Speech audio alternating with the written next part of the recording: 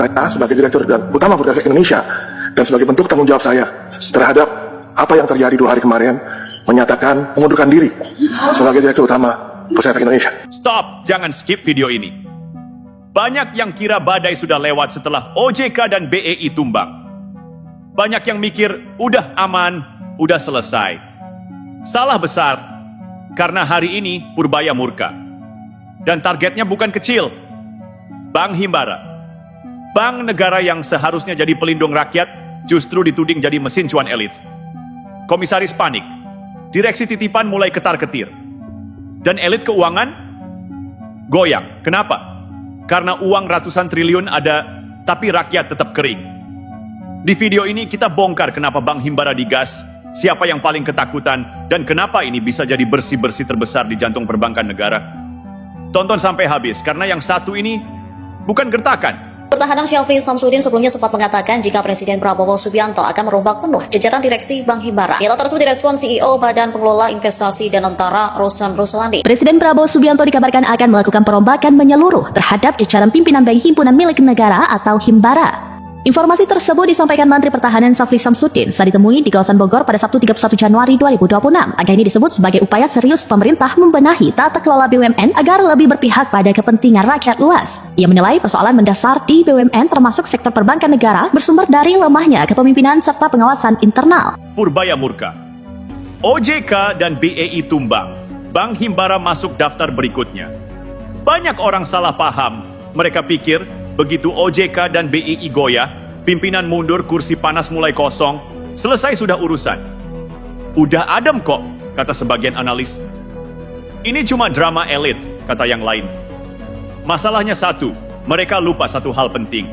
Purbaya bukan tipe orang yang berhenti di tengah jalan. Kalau ini film, OJK dan BEI itu baru teaser. Belum masuk ke konflik utama. Belum klimaks, baru pembuka layar, belum adegan baku hantam. Dan sekarang kamera diarahkan ke satu tempat yang selama ini paling rapi kelihatannya, paling wangi jasnya, paling mahal jam tangannya. Bank Himbara. Badai tidak lewat, badai pindah arah. Purbaya tahu betul, masalah ekonomi Indonesia bukan kurang duit, uangnya ada, banyak, ratusan triliun. Masalahnya cuma satu, uang itu mandek di atas. Macet di rapat komisaris, nginap di laporan keuangan, mampir di tantiem, tidur nyenyak di dividen. Sementara di bawah, UMKM megap-megap. Pengusaha kecil ngos-ngosan. Rakyat mau kredit motor aja harus ngemis dokumen. Disinilah Purbaya mulai naik pitam. Bukan marah karena emosi pribadi, tapi marah karena logika ekonomi diperkosa terang-terangan. Bayangkan ini, negara suntik likuiditas ke bank negara. APBN dipakai. Uang rakyat dipakai, tapi bank negara bertingkah kayak lintah ke rakyat sendiri. Ini bukan salah hitung, ini kesengajaan sistemik. Bank negara tapi kelakuan rentenir. Mari kita luruskan dulu. Satu hal penting yang sering dipelintir, Bank Himbara itu bukan bank swasta. Bukan punya konglomerat, bukan milik pemegang saham asing. Itu bank negara. Titik. Artinya apa?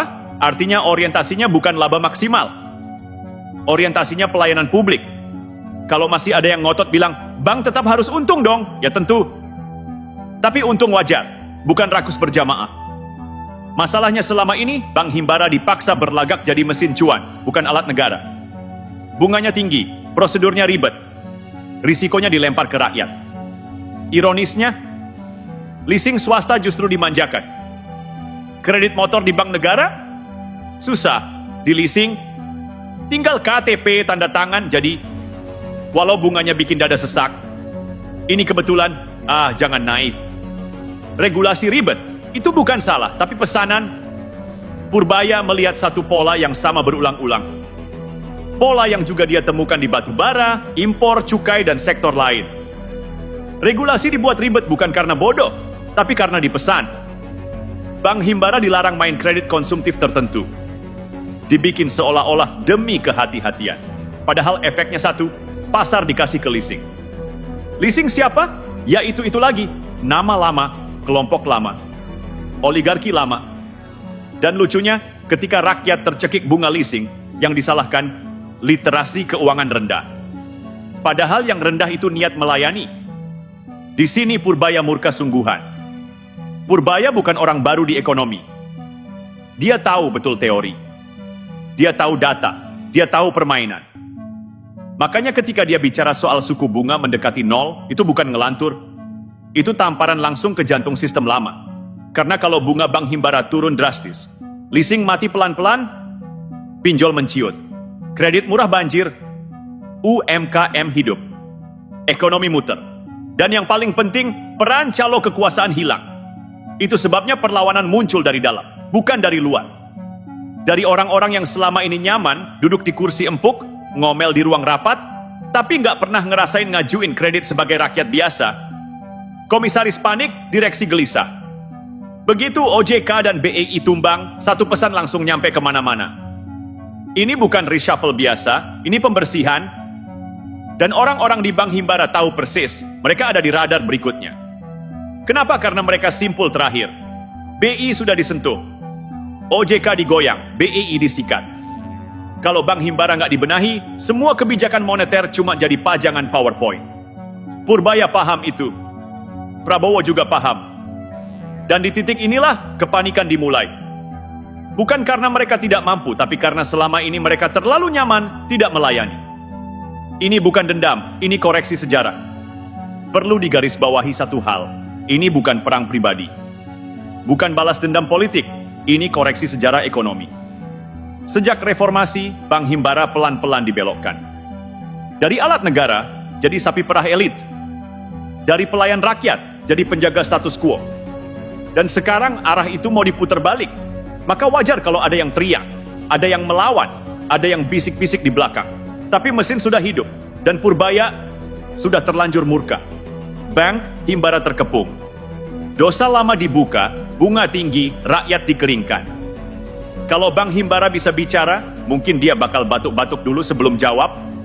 Soalnya dosanya bukan baru kemarin sore. Ini dosa lama yang dirawat, dipelihara, bahkan dirayakan. Dan sekarang Purbaya datang bukan buat dengar alasan, dia datang bawa cermin. Dan yang terpantul di situ, wajah asli perbankan negara yang lupa diri, public service yang disulap jadi mesin cuan. Kita mulai dari definisi paling dasar. Bank Himbara itu public service, pelayan publik. Bukan pelayan elit, tapi yang terjadi apa? Bunga kredit tinggi. Syarat ribet. Analisis risiko sok galak ke rakyat kecil tapi jinak ke korporasi besar. UMKM disuruh sabar. Pedagang kecil disuruh perbaiki pembukuan. Petani disuruh nunggu musim. Sementara proyek besar, telepon satu kali, rapat singkat, dana cair. Ini bukan ketidakadilan yang samar, ini ketimpangan yang disengaja. Dan Purbaya tahu betul, bunga tinggi itu bukan kebijakan teknis, itu keputusan politik ekonomi. Bunga tinggi itu pajak diam-diam. Purbaya pernah bilang ke lingkaran terbatasnya, bunga tinggi itu sama saja pajak diam-diam ke rakyat produktif. Kamu kerja keras, kamu berani ambil risiko, kamu bangun usaha, lalu sebagian hasilnya disedot bank negara sendiri. Ironis kan? Negara minta rakyat produktif, tapi negara juga yang memeras produktivitas itu. Kalau bank swasta begitu, masih masuk akal. Tapi kalau bank negara ikut-ikutan, itu namanya negara makan anaknya sendiri. Kredit rakyat dipersulit, elit santai menikmati tantiem. Ini bagian yang bikin Purbaya benar-benar naik darah. Di satu sisi, rakyat dipersulit dapat kredit. Dokumen ditumpuk, jaminan diperberat, proses diperlama. Di sisi lain, direksi dan komisaris duduk manis, gaji 2 digit. Tantiem miliaran. Bonus jalan terus. Logikanya di mana? Kalau fungsi pelayanan jalan, oke, silakan nikmati kompensasi. Tapi kalau fungsi pelayanan mandek, lalu kamu tetap pesta, itu bukan profesional. Itu moral hazard berjubah jabatan. Dan jangan salah, Purbaya bukan anti gaji besar. Dia anti gaji besar tanpa kerja untuk publik. Kenapa bank negara lebih kejam dari bank swasta? Ini pertanyaan yang akhirnya diucapkan Purbaya dengan nada dingin, tapi maknanya panas. Kenapa bank negara bisa lebih kejam dari bank swasta? Pertanyaan ini tamparan, karena jawabannya menyakitkan. Karena bank negara merasa aman. Aman karena disokong APBN. Aman karena too big to fail. Aman karena kalau salah, negara yang nutup. Mentalitas inilah yang bikin Bank Himbara kehilangan empati. Lupa rasanya antre, lupa rasanya ditolak kredit, lupa rasanya usaha kecil hampir bangkrut, dan Purbaya melihat ini sebagai penyakit struktural, bukan kesalahan individu semata. Leasing subur. Karena bank negara mundur, sekarang kita masuk ke soal leasing. Ini bagian yang sering disembunyikan. Leasing itu tumbuh bukan karena rakyat suka bunga tinggi. Leasing tumbuh karena bank negara mundur dari tugasnya. Bank Himbara menjauh dari kredit konsumtif rakyat. Kendaraan, elektronik, alat kerja kecil, semua dibiarkan ke leasing. Alasannya klasik, risiko tinggi. Bukan core business. Padahal yang sebenarnya terjadi, pasar sengaja dikosongkan. Dan begitu pasar kosong, leasing masuk dengan karpet merah. Bunganya, ya mencekik. Tapi rakyat gak punya pilihan. Di titik ini Purbaya membaca satu hal jelas. Ada simbiosis busuk antara regulasi dan oligarki pembiayaan. Bukan salah sistem, tapi orang di dalamnya. Purbaya tidak menyalahkan sistem secara membabi buta. Dia menunjuk langsung ke aktornya. Komisaris dan direksi yang lebih sibuk jaga kursi, takut ambil risiko pro rakyat. Taat ke sponsor, bukan ke mandat negara. Mereka bukan bodoh, mereka terlalu patuh ke kepentingan sempit. Dan disinilah kalimat yang bikin ruangan hening. Bukan karena tidak bisa, tapi karena tidak mau. Kalimat sederhana, tapi buat sebagian elit, itu vonis. Bank negara harus balik ke fungsi aslinya. Purbaya menegaskan ulang filosofi dasarnya. Bank Himbara itu alat fiskal terselubung. Kalau APBN tidak bisa menjangkau semua, bank negara yang harus masuk. Artinya, kredit murah, bunga rendah. Risiko dibagi negara.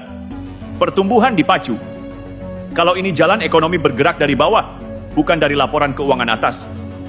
Dan karena itulah, Purbaya mulai mengunci satu target. Struktur pimpinan Bank Himbara harus berubah. Tanpa itu semua kebijakan cuma slogan. Terkepung. Bukan dari luar, tapi dari data. Sekarang Bank Himbara terpojok.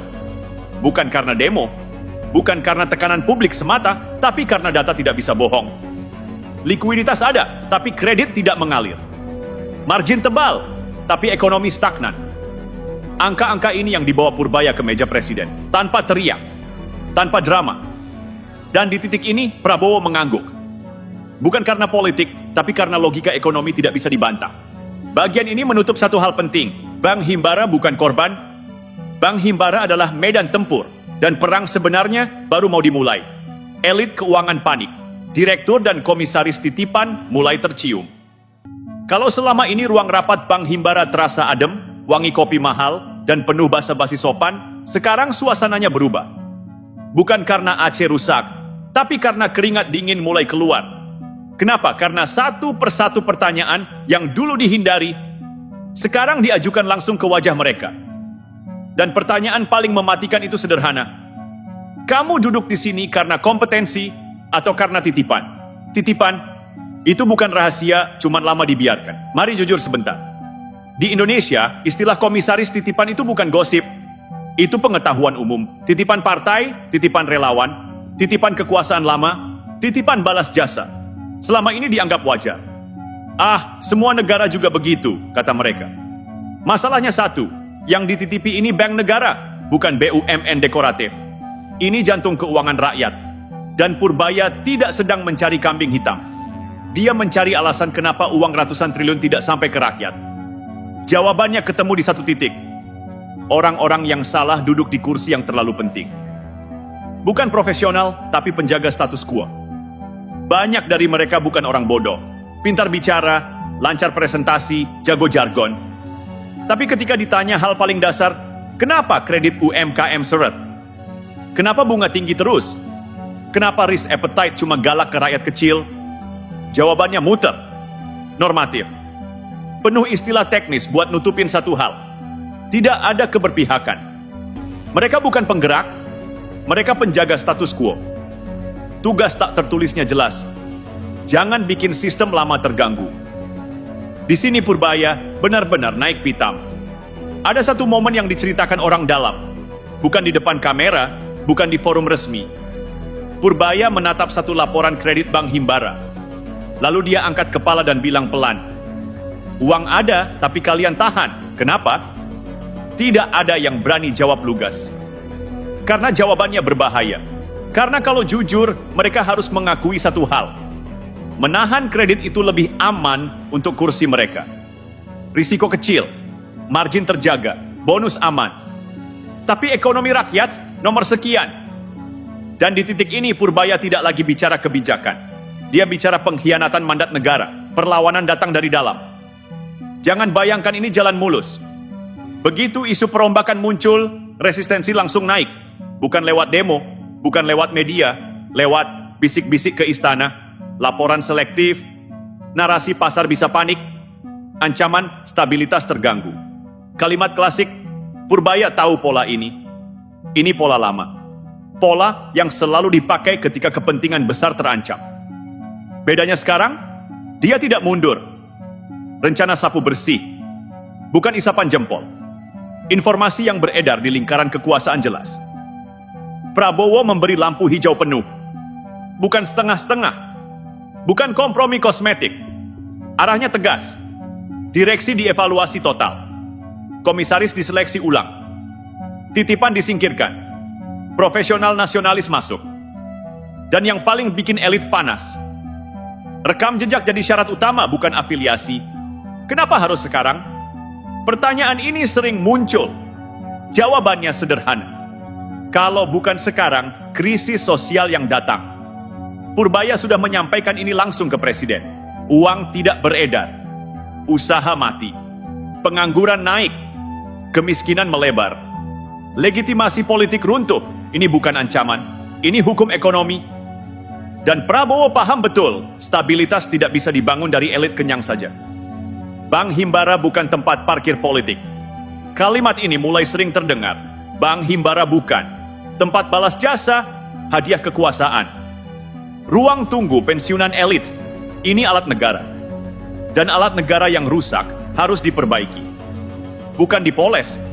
Panik itu wajar, tapi tidak menghentikan mesin. Sekarang kita lihat gejalanya. Rapat mendadak, lobi senyap, manuver opini, pencitraan darurat. Semua tanda panik berjamaah. Tapi sekali lagi, mesin sudah menyala. Purbaya tidak sedang mengancam. Dia sudah jalan, dan satu persatu topeng mulai jatuh. Di bagian ini kita sampai pada satu kesimpulan penting. Masalah Bank Himbara bukan uang, tapi orang. Dan kalau orangnya tidak berubah, kebijakan apapun akan mati di kertas. Setelah OJK dan BEI, Purbaya gas Bank Himbara. Ini akar amarahnya. Sekarang kita tarik napas sebentar. Bukan buat menurunkan tensi, tapi buat melihat gambarnya secara utuh. Karena kalau masih ada yang mengira ini sekadar konflik personal atau cuma manuver politik, jujur saja, itu bacaan dangkal. Yang sedang terjadi sekarang adalah pembersihan jalur darah ekonomi nasional. Dan Bank Himbara itu bukan korban. Dia simpul terakhir. Kronologi yang tidak bisa dipisah-pisah. Purbaya tidak bergerak acak. Ini bukan zigzag. Ini alur lurus dan konsisten. Urutannya jelas, Bank Indonesia. Soal likuiditas dan transmisi kebijakan yang mandek, OJK regulator yang terlalu ramah ke industri tapi dingin ke rakyat. BEI, pasar modal yang sibuk jaga elit, lupa fungsi pembiayaan ekonomi real. Bank Himbara, ujung tombak yang justru tumpul ke bawah, tajam ke atas. Semua simpul itu bermuara ke satu masalah besar. Uang negara tidak turun ke rakyat, bukan karena tidak ada, tapi karena ditahan. Dan bagi Purbaya, menahan uang negara dari rakyat itu bukan sekadar salah kebijakan. Itu pengkhianatan ekonomi nasional. Uang ratusan triliun dilempar, tapi rakyat tetap kering. Kalimat ini bukan retorika. Ini ringkasan dari ratusan halaman laporan. Likuiditas digelontorkan, insentif disiapkan. Relaksasi dibuat, tapi apa yang terjadi di lapangan?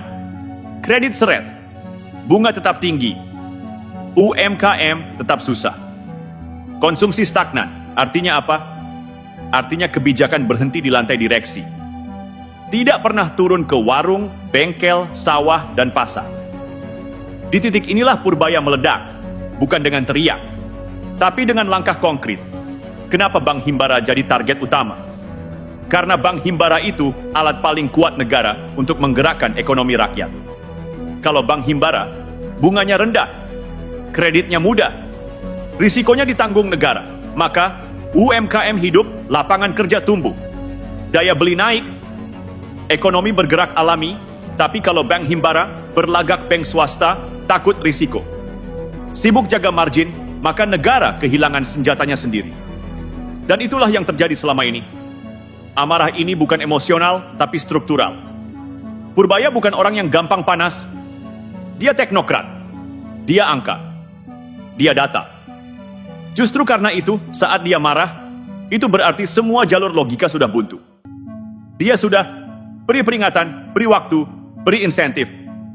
Tapi responsnya tetap sama. Status quo dipertahankan. Dan ketika sistem lebih setia pada kenyamanan elit daripada mandat negara, rombak total adalah satu-satunya jalan. Masuknya Prabowo. Bukan ikut-ikutan, tapi sejalan. Di sini kita harus jujur. Tanpa dukungan presiden, ini tidak akan sejauh ini. Dan yang menarik, ini bukan Prabowo ikut arus. Ini Prabowo kembali ke DNA ekonominya sendiri.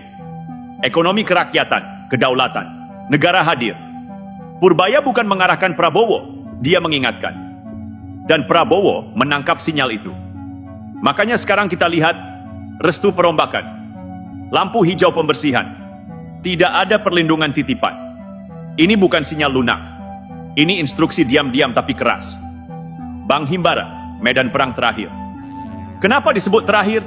Karena kalau Bank Himbara berhasil dibenahi, bunga bisa ditekan, kredit bisa dipaksa turun, ekonomi rakyat bisa hidup.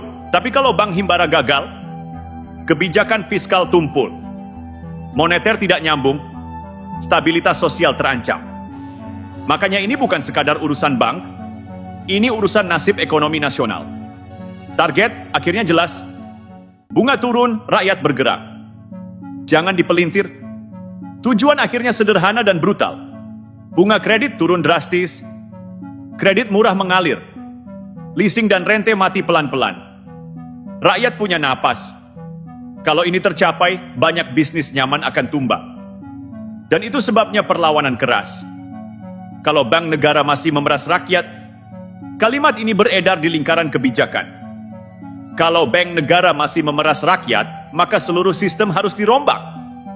Dan sekarang kita tahu, itu bukan ancaman kosong. OJK sudah kena, BEI sudah goyah, dan Bank Himbara sedang dihitung detik-detiknya. Penutup, ini soal arah bukan figur. Terakhir, ini penting. Ini bukan soal Purbaya sebagai individu, ini bukan kultus, ini soal arah ekonomi Indonesia. Mau terus, uang muter di elit, rakyat jadi penonton atau uang turun ke bawah. Rakyat jadi pelaku, dan sekarang arahnya sedang dipaksa belok. Dengan keras, dengan risiko, tanpa basa-basi.